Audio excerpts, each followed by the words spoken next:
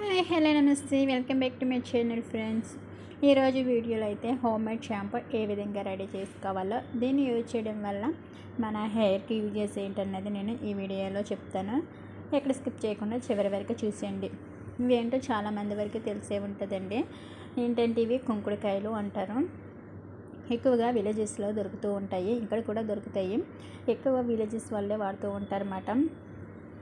ఎక్కువగా చాలా బాగుంటుంది ఇది వాడితే హెయిర్ అన్నది. ఇందులో లోపల ఒక గింజ అన్నది ఉంటుంది బ్లాక్, దాన్ని తీసేసి మనం హాట్ వాటర్లో వేసి దీన్ని నానబెట్టుకోవాలి. మీరు ఒక రాడు తీసుకుని దీన్ని కొట్టినట్టయితే అందులో ఉన్న గింజ వచ్చేస్తుంది. లేదా మీరు డైరెక్ట్గా కూడా హాట్ వాటర్లో వేసేసి దీన్ని నానబెట్టాలి. అలా నానబెట్టాలంటే ఎక్కువ టైం పట్టేస్తుంది అన్నమాట. మీరు గింజ రిమూవ్ చేసేసినట్టయితే తక్కువ సేపుకే హాఫ్ అన్ అవర్కి ఇవి నానిపోయి రసం అంతా వచ్చేస్తుంది. మీరు గింజతో వేసినట్టయితే ఎక్కువ టైము ఒక 3-4 గంటలు పడుతుంది. సో నేనైతే నాకు దగ్గర రాడు లేకపోవడం ద్వారా నేను ఈ విధంగా వేసేసాను.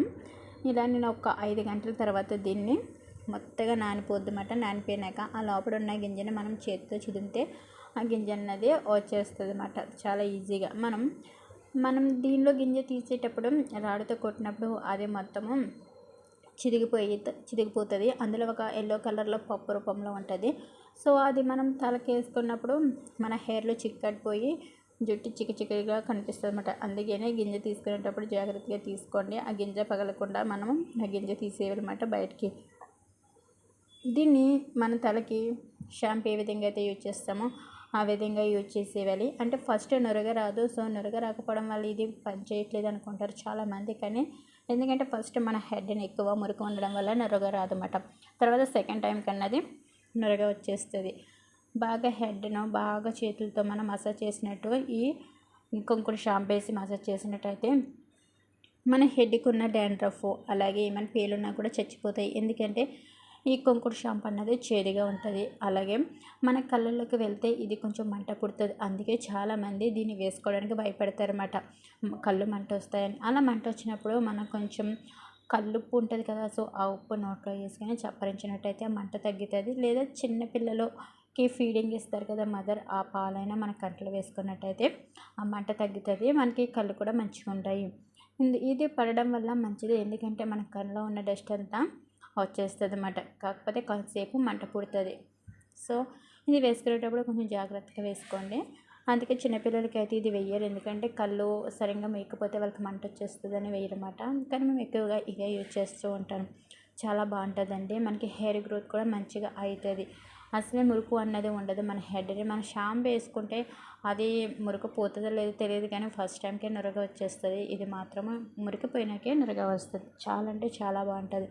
మనం ఈ విధంగా చేసుకుని అందులో ఉన్న కుంకుడుకాయల్లో ఉన్న రసాన్ని మొత్తం మనం ఈ విధంగా చేత్తో ఈ విధంగా చిదిమేస్తే మొత్తం రసం అన్నది వచ్చేస్తుంది. తర్వాత దీన్ని మనం ఇంకా ఈ తుక్కునైతే వడగట్టేసి మనం షాంపూ పక్క తీసేసుకుని తుక్కుని మనం పడేసేయవచ్చు. చాలా అంటే చాలా బాగుంటుందండి ఇది. ఇందులో కావాలంటే మీరు ఏ షాంపూ అయితే యూజ్ చేస్తారో డైలీ ఆ షాంపూని మిక్స్ చేసి కూడా మీరు వేసుకోవచ్చు. అలాగే ఇందులోకి కొంచెం మందార ఆకులు అలాగే వేపాకు కూడా వేసి మనం కుంకుడు నానబెట్టినప్పుడే నానబెట్టేసుకుని తర్వాత మనం కుంకుడు పులుస్తూనే దీన్ని ఈ విధంగా కలిపేసుకున్నాక ఆ ఆకులను తీసేసి తర్వాత కుంకుడుని ఈ విధంగా కలిపేసుకోవాలన్నమాట. అలా అయితే మన హెయిర్ గ్రోత్ బాగుంటుంది. ఇలా వేపకేయడం వల్ల కూడా మనకి పేలేమైనా ఉంటే చచ్చిపోతాయి అన్నమాట. మేము ఎక్కువ చిన్నప్పుడు ఇలాగే యూజ్ చేసుకోవాలండి. చాలా అంటే చాలా బాగుంటుంది. హెయిర్ గ్రోత్ కూడా చాలా బాగుంటుంది. ఇప్పుడు కూడా ఇదే యూజ్ చేస్తాము. ఎప్పుడైనా హడావిడిగా టైం లేనప్పుడు అన్నదే మేము షాంపూ యూజ్ చేస్తాం అన్నమాట.